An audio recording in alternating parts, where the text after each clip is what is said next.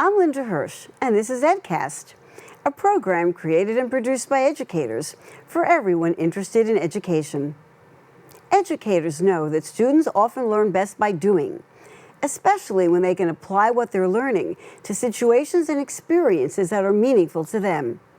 Ben Dukoff teaches filmmaking that couldn't be more authentic. His Bronx high school students worked on Yaniv, a film now showing at film festivals throughout the country.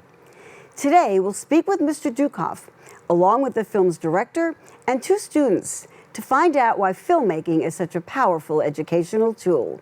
Coming up now on EdCast.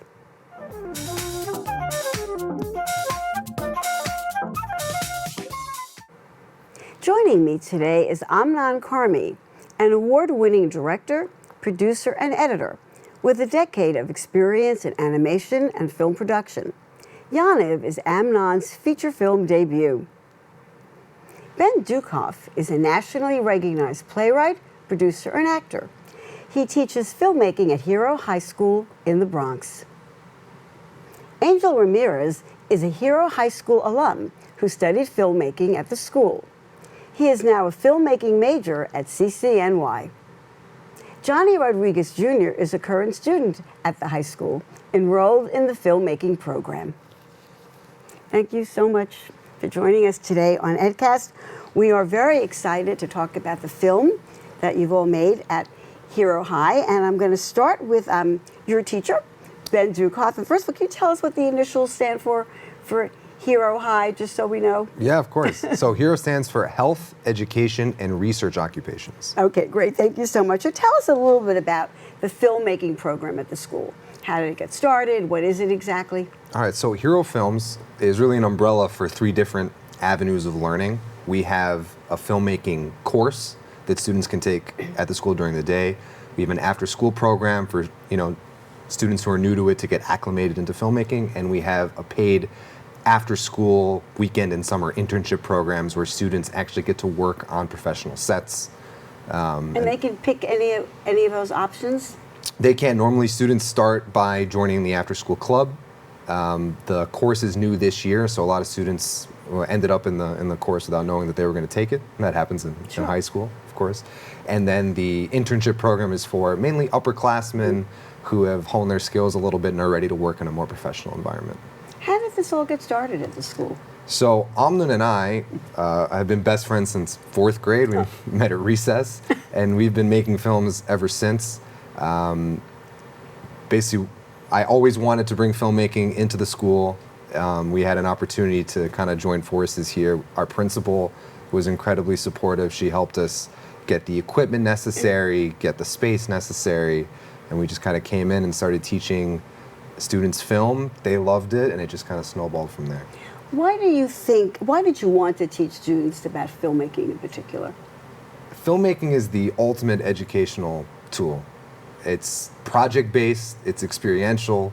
Students are actually in the work, using their hands, solving problems themselves. And then at the end, you have something tangible. You actually have a film that you can show people, that you can send to festivals, that you could potentially sell. And it's really based off of what we're chasing, really, is the experience that we had doing theater and film as students ourselves, where we came together with other kids that maybe we weren't friends with before, but we all had the same goal, that we were going to make art together. And that always left an impression on me, and that's something that I wanted to bring to my school here in the Bronx. And what are the skills that students will learn in this filmmaking program? There are tons. I can jump in. Everything from how to set up a C-stand to how to light a scene, how to light people, how to organize spreadsheets for production, from pre-production to post-production, editing sound. They really get to taste all of it. What's really exciting about your experience is that you all got to work on a real film, as we say, and that is a film now showing at film festivals called Yaniv. Can you tell us a little about what the film is about, and then we're going to show a trailer of the film. So what is this film about? So Yaniv is about a teacher in the Bronx who loses funding for the spring musical, so he decides to earn it back by infiltrating an underground card game run by Orthodox Jews. That's an interesting premise, so let's take a look at the trailer for Yaniv. Miss O'Donnell? Yeah, that's me. I submitted my budget proposal for Little Shop of Horrors like 6 weeks ago, and I still haven't heard anything. Oh, okay, well, that's because I denied it. Wait, what? She pulled the plug on Little Shop. You know, I've been doing this for the last 5 years. Everybody loves it. It's a good thing, ultimately, right? I'd like to introduce our long-term sub teaching English 10, Debbie Eichenberg. Hi. I'm really excited to work here. Oh, hey, you need to see the nurse there, Bernstein, or? I'm fine.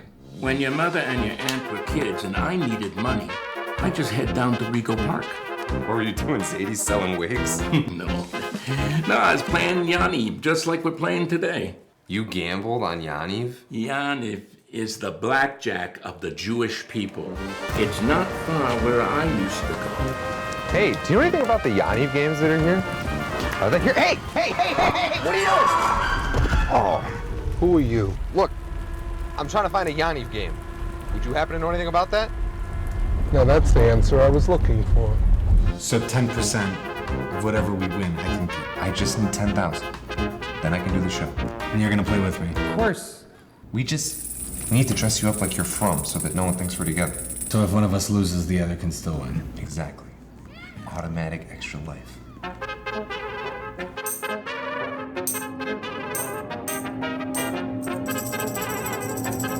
Underground Yaniv? Oh my god, I want to go. They're all men. And they're Orthodox. You wouldn't make it past the door.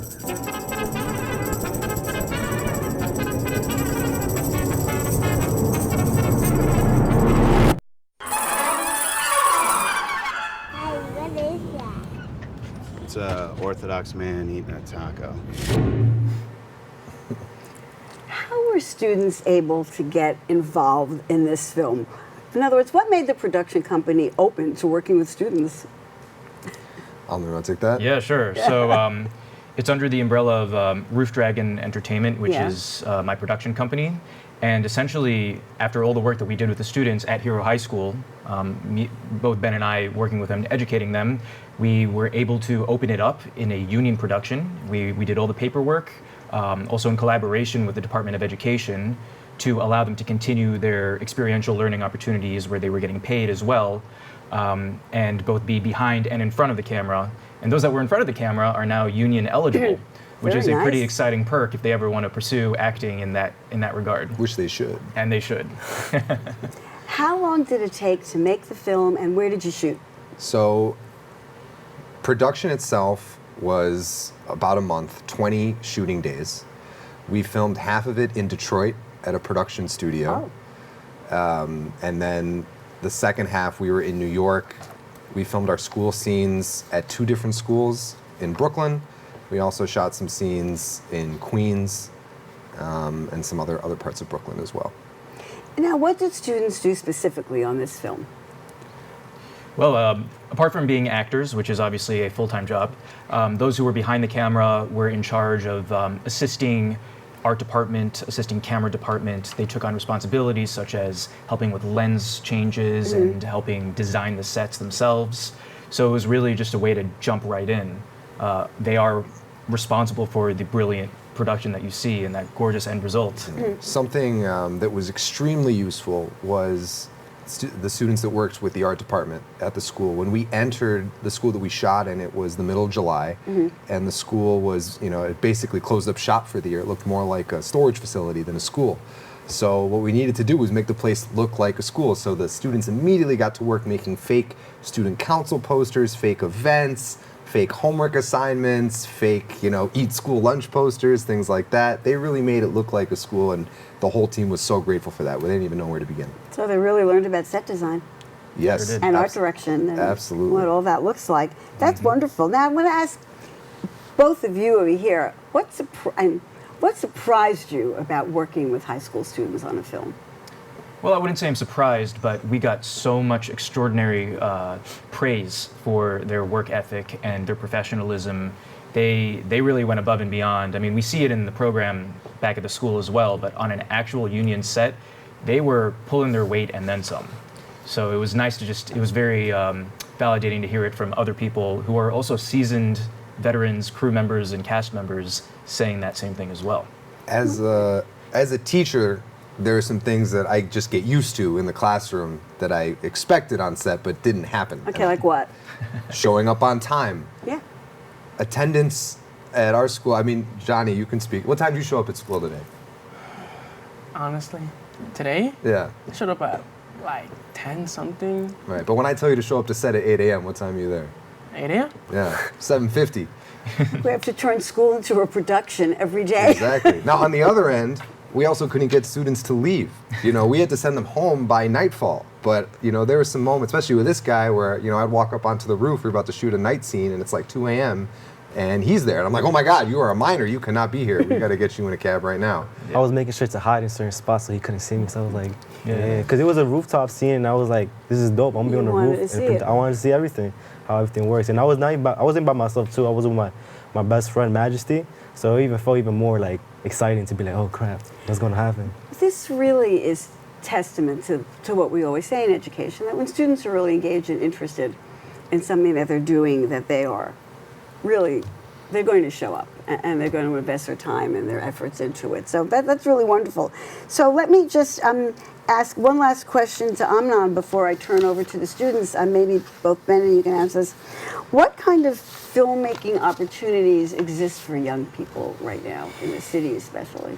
Oh boy, well, one of the beautiful things about the film industry is that there is a lot of money in it that goes to a lot of different people. So the opportunities are virtually limitless.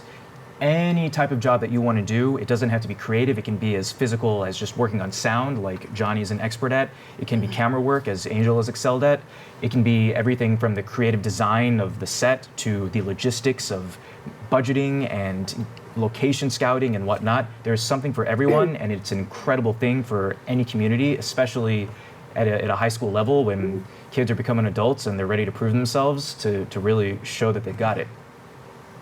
Yeah, I mean, like Amnon said, there's such high demand. There's so many productions happening here, and we need people who know what they're doing. For example, you know, we had a student that, you know, was graduating when we were filming Yaniv. At the end of production, our first AD offered him a job. Wow. As a PA, you know, That's and now he's just terrific. working his way up. That's wonderful. Yeah. So let's turn to the students and hear a little bit about their perspective.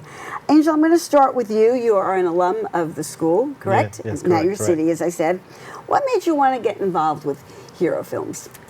Well, initially when the first started, I remember Mr. Dukov pulling me to the side and was like, hey, are you interested in working to make movies? And I was like, what? What are you talking about? Mind you, I never had no type of experience with movies or any of that. So I was kind of interested, and he was like, you're gonna have a job in the summer and you're gonna learn how to make movies. Do you wanna do it, yes or no? And I was like, I don't think I got anything better to do in the summer, so why not? Let me just go do it.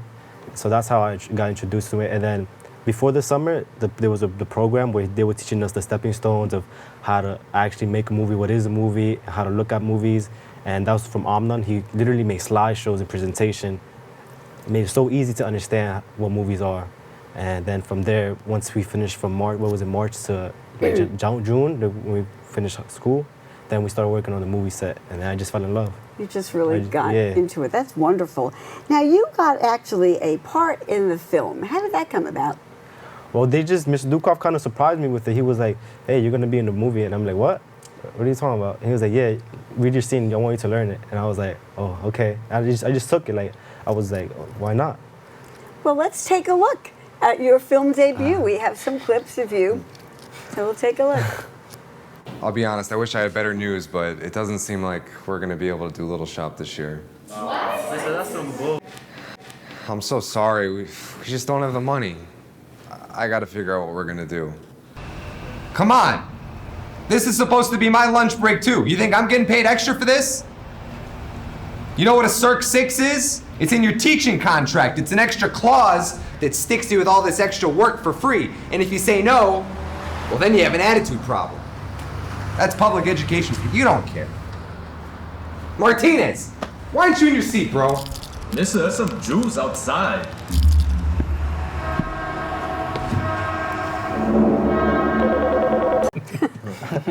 Excellent. Excellent. So, what was it like working with professional actors on the set? Honestly, like, I guess I don't know, the environment they had on set, it didn't really feel like anything like, oh my goodness, I didn't feel like, I wasn't nervous, if that makes sense. I felt like like I'm just here and I'm playing my part. Like the role that I played right there, it's kind of like how I would kind of do in school. Like, I would say something like that in school, honestly. Yeah, and he never sits in a seat in school either. He's always by the window. He's always by the window? You have to tell him where to go. But you don't always say there are Jews outside. I said there's Jews inside, and he's looking at me. But you were always by the window. Yeah, by so the you were window. typecast in a way. So, yeah, I think I was, honestly. But that must have been very exciting. Yeah, it was exciting to see that. So I want to ask you, what skills did you in particular learn working on this film? I guess the number one skill that always comes up to my head when I think about what I learned from Yaniv is probably like the teamwork aspect of everything, of making movies and how much everyone's part actually matters. Because I've seen how everyone works together like a chain and how that's important. So that's like the number one skill I came out of. I was like, damn. And did you learn any particular technical skills? Yeah, I was shadowing the cinematographer, and from there he actually let me. It wasn't the cinematographer; it was the second cinematographer, the focus puller. He actually let me play with the focus puller and focus a scene and not a scene. So that's an aspect that I learned. That's something I learned. Oh, so that's a real camera skill. Okay, let's go to Johnny Rodriguez Jr. Yes, Thanks ma'am. for being here. So now you did not work on Yaniv because you right. Okay. So what attracted you to the filmmaking courses being offered at the school? Actually, it's funny because my friend Jeremiah Garcia, right? He was in filmmaking class, right? And then we became friends, and he would say, why don't you try out film? But it didn't really click in my head at that point because nobody was there. It was empty. Like this one girl named Dashley, Jeremiah, and some other people. I don't really know their names, but now I do. I just can't really remember. But the reason why I joined film is because of Jeremiah. And once I got to know Dukoff more, because I didn't have any idea he existed up to that point. That's by design. But I didn't know he existed up to that point, right? So I just knew him because of Jeremiah. But once I got to know him and got familiar with the setting, I'm like, this is actually really cool. I like film. And I used to do soccer with Mr. JB, and I used to do weightlifting, fitness with him, but I completely canceled those out for film because I enjoyed film more. The environment was just better. Like he said, the teamwork really shows the more you do film because everybody loves each other there. It's like a family. And depending on your job, you might have to be on sound, like on the boom mic. So that's kind of a workout itself too. Yeah. He's like, so you got a workout. Yeah. Like this is a guy named Juan in our team. He holds the boomstick while I control the sound, and we also alternate. We alternate sometimes, right? Sometimes he does the sound when he tells me, "Yo, can I do sound for right now? I'm tired." I'm like, "You got it," because we gotta get each other's backs, right? We have each other's backs. Okay. Now you are actually interested in sound, right? Sound design. Yeah, Tell me a little bit about that. Why sound, and what's been your experience so far? The reason why I chose sound is because I was actually talking to Mr. Dukoff about this in the Uber on the way here. The reason why I chose sound is because I live in a really noisy house, right? Really noisy. Dogs barking, people talking, mom yelling, grandma yelling. Everybody's typical house. Typical Hispanic house. It's just loud noises, right? But the thing is, you could also link that to a movie because noises in a movie are everything. Horror movie, action movie, explosions, anything. Any sound can be used to forward the story, make the story better, right? So the reason why I chose sound is because I love to be in control and make the movie better.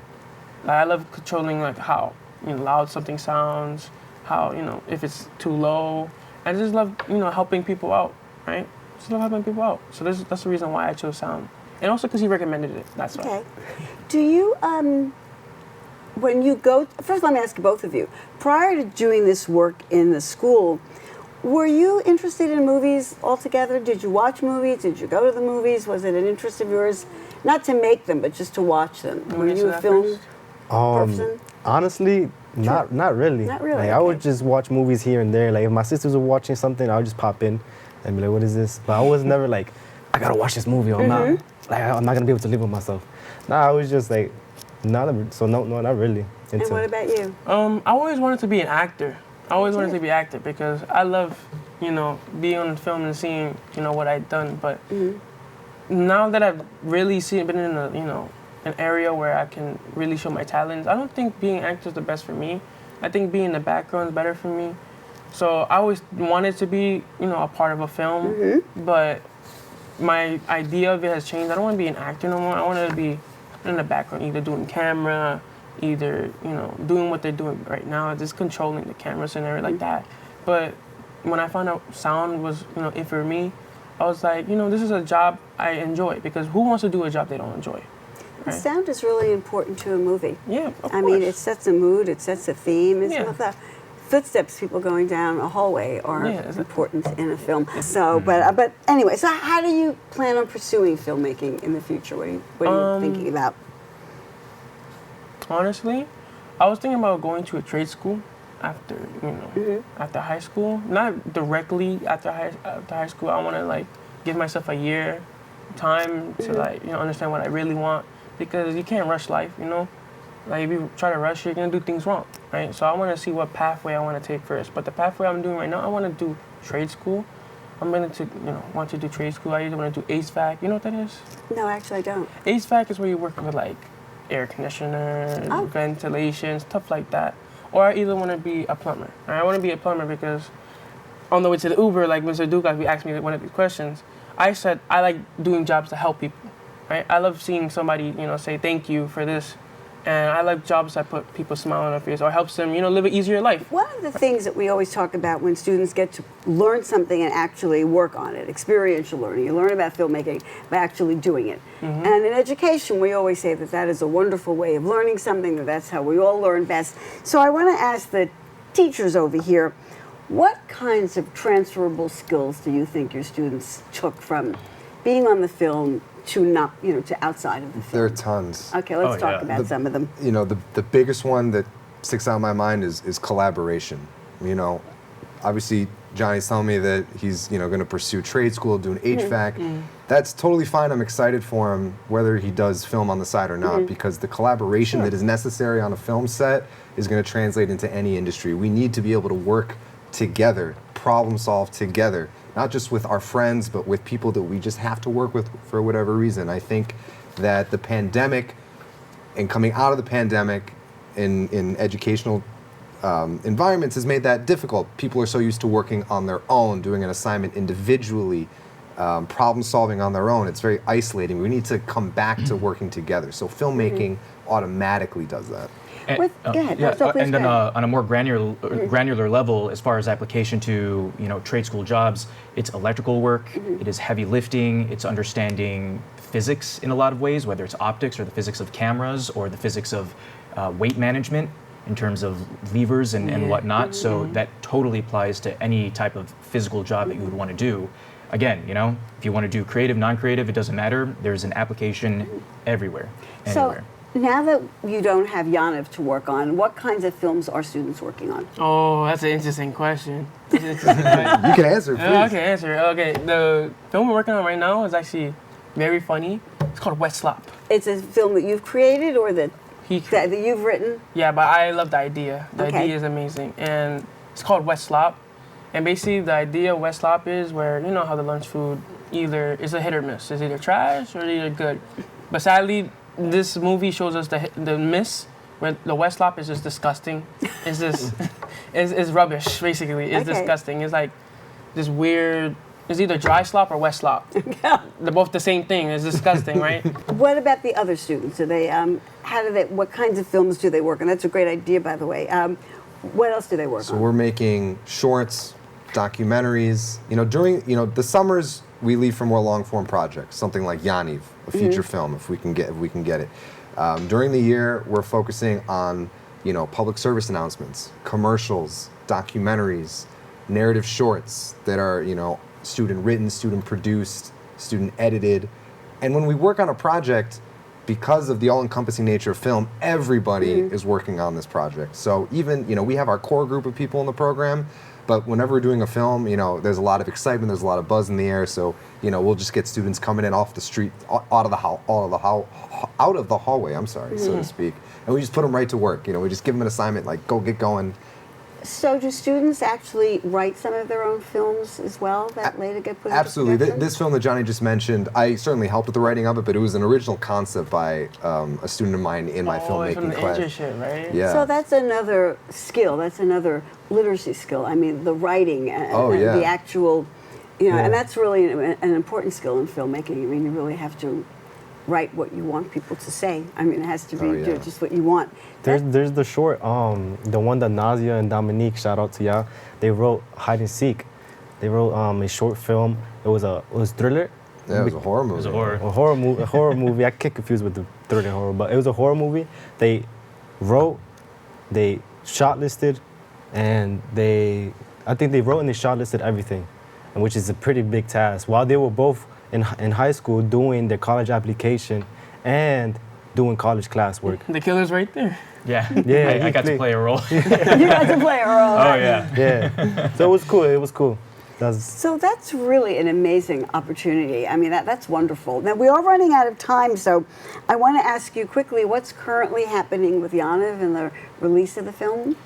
Sure. So Yaniv had its first screening in New York on March 5th at the Israel Film Center at the Manhattan JCC. It is screening at festivals around the country, most notably Cleveland International Film Festival, Sedona Film Festival, Toronto Jewish Film Festival, Miami Jewish Film Festival. It's going to open theatrically first in Long Island at the Malvern Cinema in the first weekend in April. And then it's going to slowly make its way into New York City, up and down the East Coast, into the Midwest.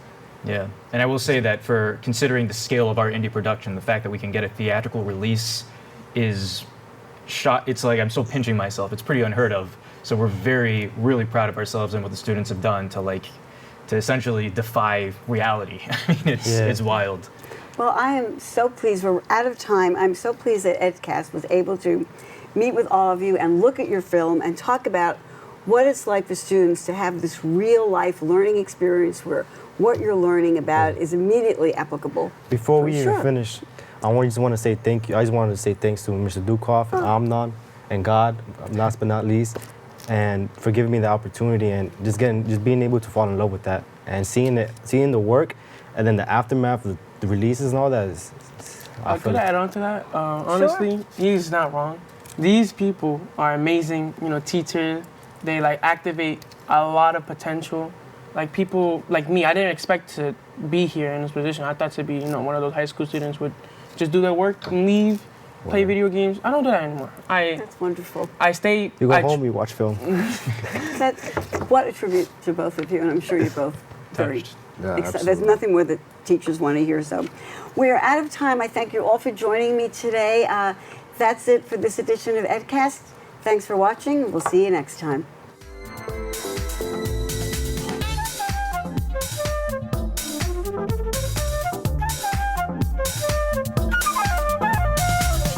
We'd like to hear from you. Please send your thoughts and comments to cunyedcast@gmail.com.